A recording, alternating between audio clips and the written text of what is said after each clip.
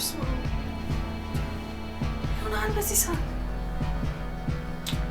ኧረ በእናትሽ በጣም ጨንቆኛል። እንትን ህብስት ምን ነገረችው? ሶሪ እባክሽ ሌላ ነው። ታዲያ ምንድን ነው አታስጨንቀኝ ንገረኝ። ሰላም እንኳን ፍቅር ሳይዞ በስመ አብ መንፈስ ቅዱስ ምንድን ነው በዚህ ሰዓት የምታወራው? እኔም እንደሱ ሊደነገጥኩት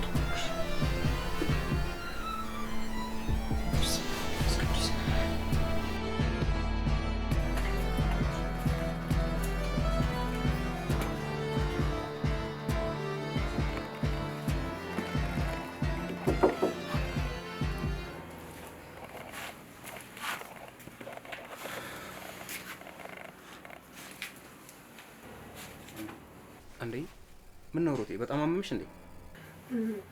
አዎ ትንሽ አመመኝና ሳሚን ጠራሁት። አሁን ደህና ነኝ፣ ተሽሎኛል። መድኃኒት ወስጄበታለሁ። ቆይ ምንድነው እንደዚህ የሚያደርግሽ? ለምንድነው ሐኪም ቤት የማንሄደው? አረ ያልወሰድኳት ሐኪም ቤት የለም። ሆዷ ውስጥ ምን እንዳለ እኮ ግራ የሚያጋባ ነው። በጣም ያሳዝናል። እና አሁን እንዴት ነሽ? ኧረ አሁን ደህና ነኝ። እድሜ ለሳሚ። እንደሱ አይነት ሰው ጋር በመስራቴ በጣም እድለኛ ነኝ። እኔ ምን አደረግኩ ደግሞ? መልካምነት ያስተማረኝ ማን ሆነና? ሳሌ ነው መልካምነት ያስተማረኝ። በቃ እረፍት አድርጊ አንቺ። ካመመሽ ደግሞ ጥሪኝ፣ ሐኪም ቤት እንሄዳለን። በቃ ሂሩቴ አይዞሽ፣ ካመመሽ ጥሪኝ እሺ? እመጣለሁ። ፈጣሪ ይማርሽ። እሺ ሳሚ፣ አመሰግናለሁ። አይዞሽ። እሺ አመሰግናለሁ።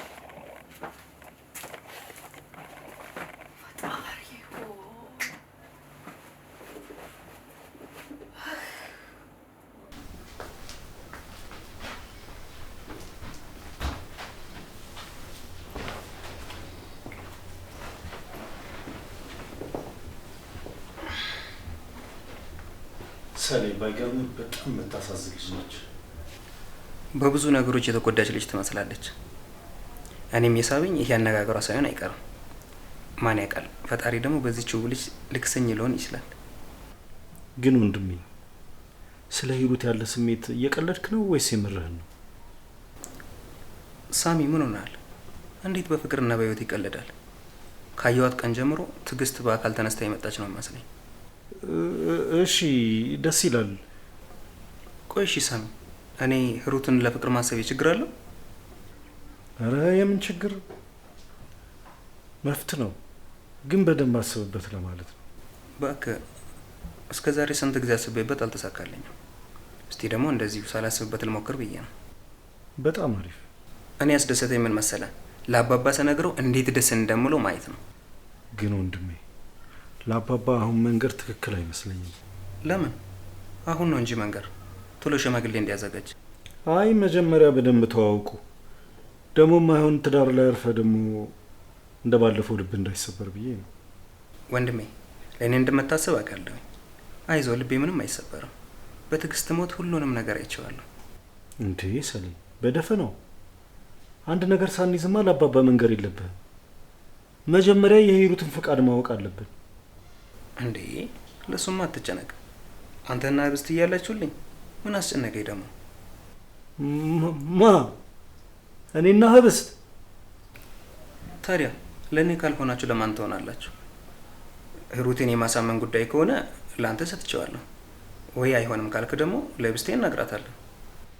አይ ለህብስት አትንገራት፣ እኔ ራሴ ጨርሰዋለሁ። ደግሞ ሴትና ሴት እንደማይጣጣሙ እያወቅ ማናችሁም ሁኑ ማን ብቻ ሂሩቴን ለኔ አድርጉልኝ። እባክህ በቃ አልተኛ፣ አንተም እረፍት አድርግ። ኧረ እውነትህን ነው። በለንተኛ ጠዋት መሄድበት አለኝ። የት ልትሄድ ነው? አንድ የማገኘው የድሮ ጓደኛ ያለ ነገ ልንገናኝ ተቀጣጥረናል። በል ደህና እደር፣ ልተኛ። እሺ ወንድሜ፣ ሰላም ነው።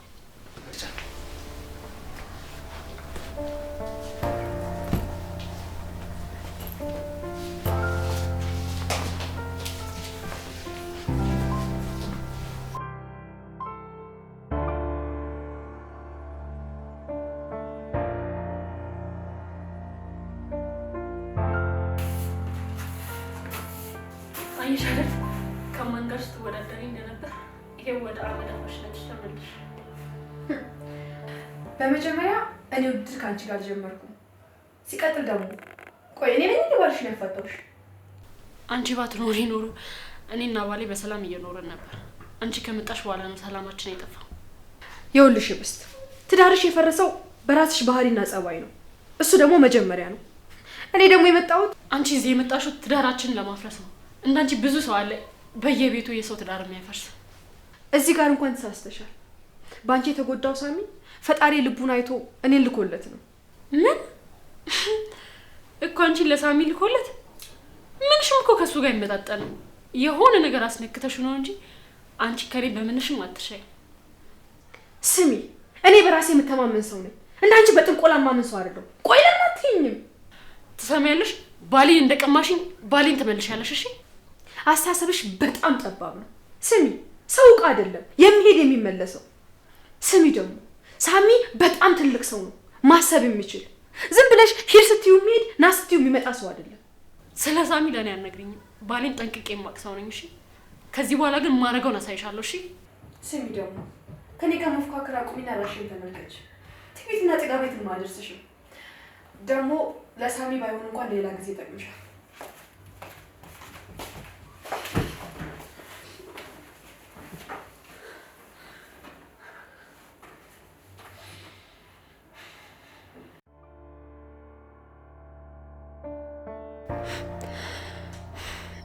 እንዲማ የሆነ አብረን አንቀጥልም። የሆነ ነገር ማድረግ አለብኝ። እንዴ አዎ ሰለሞን ለኔ ከፈጣሪ የተላከ ጥሩ ዕድል ነው።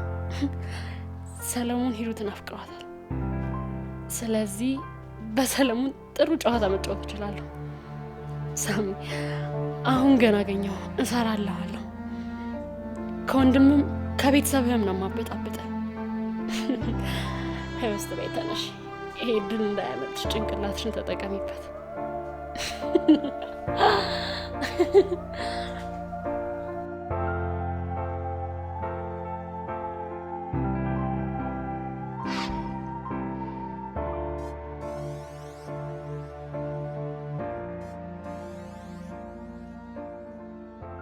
ሰሌ ግን ተመችቷል። የሆነ በጣም ወፍራል። ኧረ ተይ ብስት፣ ምን ይመቸኛል ብለሽ ነው? ባይሆን አንቺ ነው የተመቸሽ። አሁንማ እባክህ ምን ይመቸኛል? ሀሳብና ጭንቀት ተደራርቦብኝ ከሳ። ምን ነው? የምን ሀሳብ? አይ ሰሌ ሰው ሆኖ የማያስባለ ብለህ ነው? እሱስ ልክ ነሽ። ሳናስብ አንኖርም። ሀሳብ ደግሞ በጣም ከበዛ ወደ ጭንቀት ይቀየራል። ስንጨነቅ ደግሞ ለበሽታ እንጋለጣለን። ቆይ ግን ችግር አለ እንዴ? ምን ፈልገሽ መጣሽ? አይ ምሳሌ አቅርበው ብዬ ልጠይቅሽ ነበር። አየህ ሰሌ እነዚህ ናቸው ሳያስቡ እየኖሩ እኛም በጭንቀት የሚጋሉ። እንዴ እሷ ምን ታርግ? እሷም እኮ ስራዋን ነው የምትሰራው። እቺ ናት ስራዋን የምትሰራው? ስራዋን ማን ነኝ የማውቀው? ስሚ አንቺ ደግሞ ምንድን ነው የለበሽው? እስኪ ሂጂና ጣቢ። እሺ ግን ያጠፋሁት ነገር አለ እንዴ? ኧረ አንቺ ምንም አላጠፋሽም። እኛ ነን ያጠፋነው። ያጠፋነውማ አንቺን እዚህ ቤት የቀጠርን ቀን ነው። እሺ ተይ እንጂ ብስት፣ እንደሱ አይባልም። ችግር ካለባትም ችግሯን ተናግሮ ማስተካከል ነው። ለዚች ቀኑ ሙሉ ስለፈልፍ ትሏል እንጂ ምንም የሚገባት ሰው አይደለች። በጂ ከፊቴ ታስጠላ።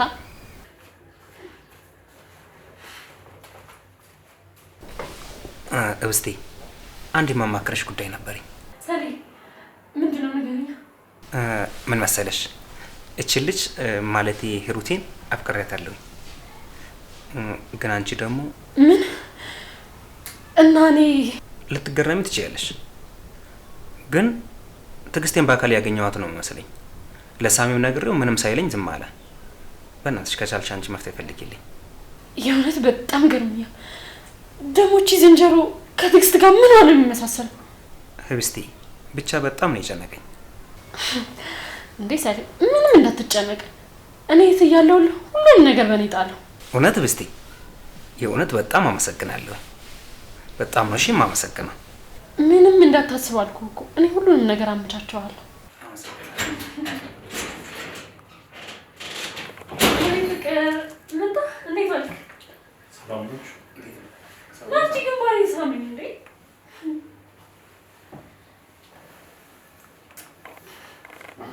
ሰላም ነው ሰላም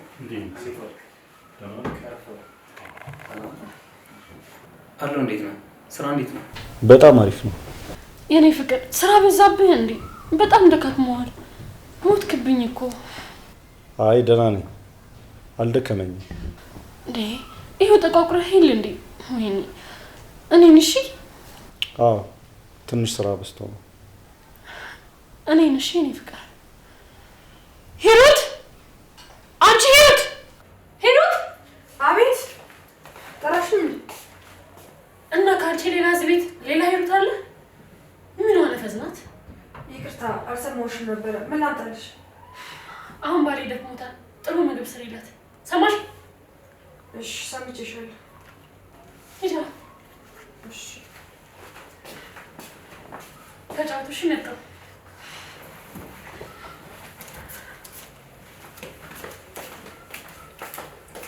ወንድሜ የእውነት ግን አንተ እድለኛ ነህ።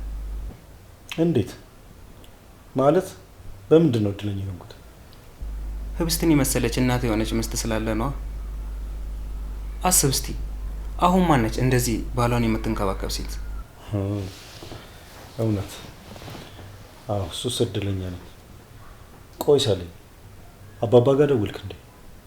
ምን ብዬ ልደውል? ታውቃለህ ስደውል ሁሌ ጭቅጭቅ ነው። እኔ ደግሞ መጨቃጨቅ ሰልችቶኛል። እንዴ ሳለኝ እሱ እኮ ለራስህ ብሎ ነው። ትዕግስትን ካጣህ በኋላ የገባህበትን ሀዘን መቼም አይረሳውም። እኔም እሱም ብዬ ነው ምንም አዲስ ነገር ሳይኖር መደወልም አልፈልግም። አንተም ስለ ሂሩቴ ምንም ነገር የለም መሰለኝ ዝም አልከኝ። ሰለኝ ምን መሰለህ፣ እንዴት ብዬ እንደምነግርህ እኮ ጨንቆኝ ነው። እንዴ ወንድሜ እንደዚህማ እንዳትጨናነቅ። አሁን ጥሩ መፍትሄ አግኝቼለታለሁ። ምን አገኘ? ማለቴ መፍትሄው ምንድን ነው? መፍትሄውማ ሁሉንም ነገር ለህብስቴ ነግሬያት እሷ ልትጨርስልኝ ቃል ገብታልኛለች። ምን ብለህ ነገርካት? እንዳፈቀርኳትና እሷ ያለውን ነገር እንድትጨርስልኝ። አይ ጥሩ አደረክ። በቃ እስቲ እኔ አሁን በጣም ስለሞቀ ገሌ ልታጠብ። እሺ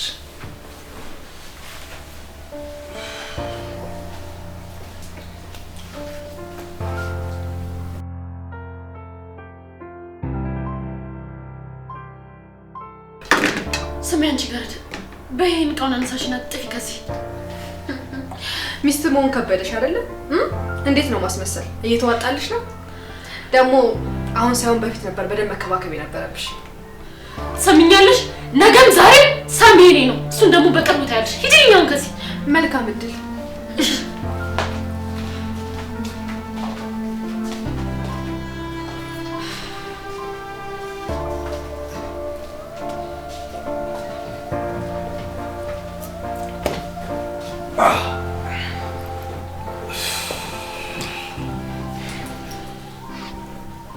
የእውነት የሚገርም ምግብ ነው የበላሁት።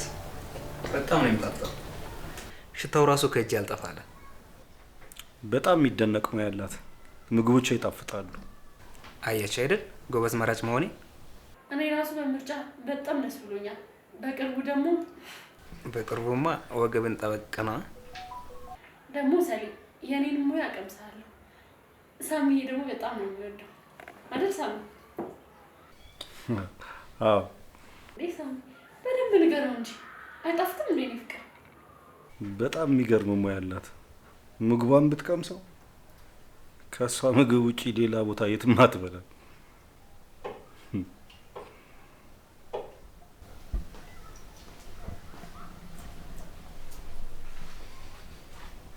ውዴ ምግቡ የታል? ምንድን ነው? አረ በጣም እርቦኛል እባክሽ።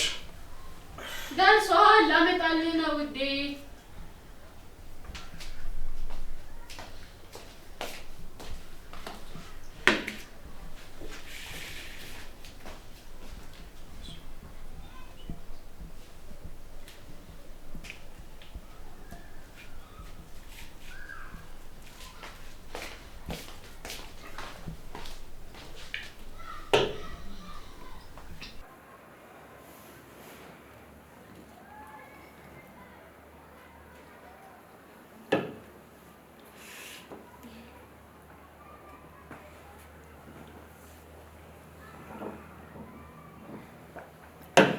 እንዴ ምንድን ነው? ሽንኩርት የለው ቲማቲም የለው እንዴ? ቢያንስ እንኳን እንደው ጨው እንኳን አጨምሪበትም እንዴ? ደግሞ ምን ሆነ ልትል ነው? አይጣፍጥም እያልክ ባልሆነ። ይሄ ምግብ ከመጣፈጡ ብዛት ነው መሰለኝ በጣም ነው የሚመረው። በአንዴ ነው የጠገብኩት። እንደዚህ ቀን ሙሉ ለፍቼ ሰራውትማ እንዲያርጋትተውም ቀጥ ብለህ ትበላታለህ እንዴ። በቃ እንጠገብኳ። አሁን ራበኝ እያልካ ነበር። በላውን ጨርስና ብላ ብላ በል።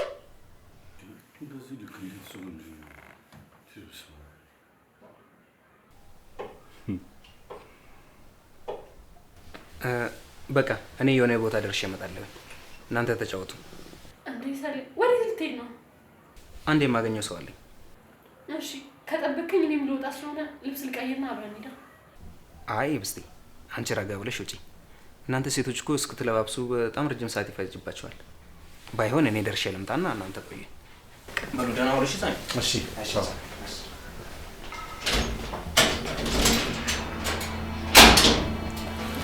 አንቺ ውሻ ሰለሞን ፊት እንደዚህ እንዳታደርጊ ያልኩሽን። ገና እገልሻለሁ።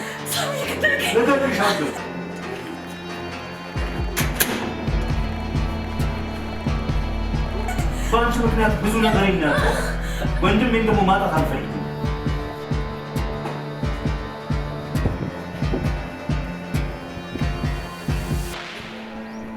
በሆነ መንገድ ከዚህ ቤት መውጣት አለብሽ።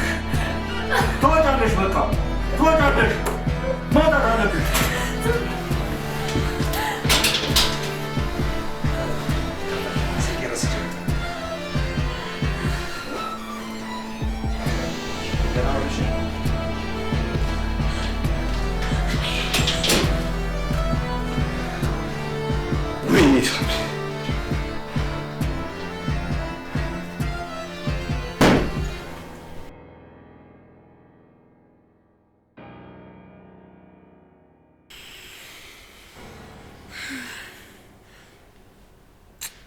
እንዴ ሳሚ በሩን አልዘጋከውም ነበር?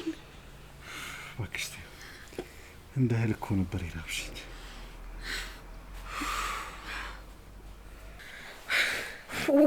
ደግሞ ይመጡብናል። በሩን ልዝጋው እባክሽ። ተይው፣ ማንም የለም። ህብስትስ አንድ ያውቃለች። እኔ መፈራው ሰለሞን እንዳያይ ነው። ደግሞ ሳልነግርሽ ሰለሞን እኮ ለህብስት ነገራት አንቺን እንደሚያፈቅርሽ። እና ዙሩ ከረረ ማለት ነው። የኔ ፍቅር አትጨነቅሽ። እውነተኛ ፍቅር ያለው በመፍራትና በከባድ ፈተና ውስጥ ነው። የኔ ውድ፣ ይሄ ፈተና በጣም በዛብን። ብቻ ፈጣሪ ይርዳ። የኔ ፍቅር አንድ ምሳሌ ልንገር። ወጥ ለመስራት ሽንኩርት፣ ቲማቲም፣ ጨው፣ ብዙ ነገር ያስፈልጋል። ይሄ ሁሉ ነገር ግን ያለ አንድ ነገር ጎዶሎ ነው። ምንድን ነው? በምን መሰለክ? በእሳት። ያለ እሳት ምንም ጣፋጭ ነገር አይሰጥም። ደግሞ ምንም ነገር ቆንጆ ለመሆን በእሳት መፈተን አለበት። የሚገርም ነው። አንቺ እኮ የተለየሽ ሰው ነሽ ሳሚዬ። እኛም የጣፈጠ ህይወት እንዲኖረን ግዴታ በእሳት መፈተንና ማለፍ አለብን። የኔ ፍቅር፣ ጎበዝ ሰው ችግርን ይፈታል፣ ጠቢብ ሰው ደግሞ ችግርን ይከላከላል። አንቺ ግን የጠቢብ ጠቢብ እኮ ነሽ። ግን ደግሞ የኔ ፍቅር በጣም መጠንቀቅ አለብን። ከዚህ በኋላ ነገሮች እየከረሩ እንጂ እየላሉ አይሄዱ። አይዞሽ፣ ለሷ አትስቂ። ቅድም ህብስትን ከዚህ ቤት እንድትወጣ ነግሬያታለሁ። በጣም ጥሩ ሀሳብ። የዛኔ ሰለሞንን ማሳመን በጣም ቀላል ይሆናል። እኔ አንቺ ባል ቀላል ሰው አድርገሽኛል።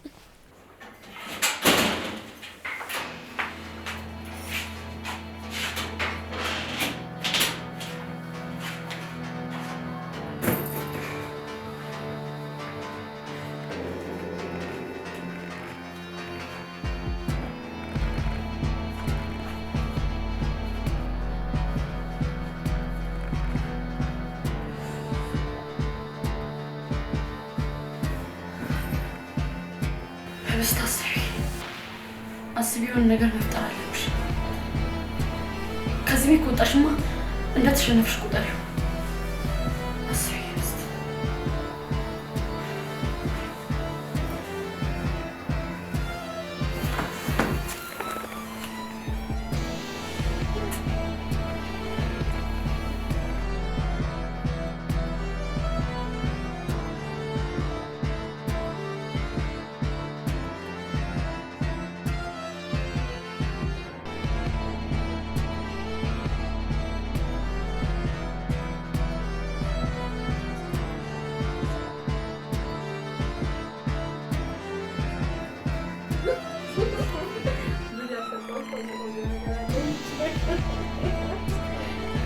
ኧረ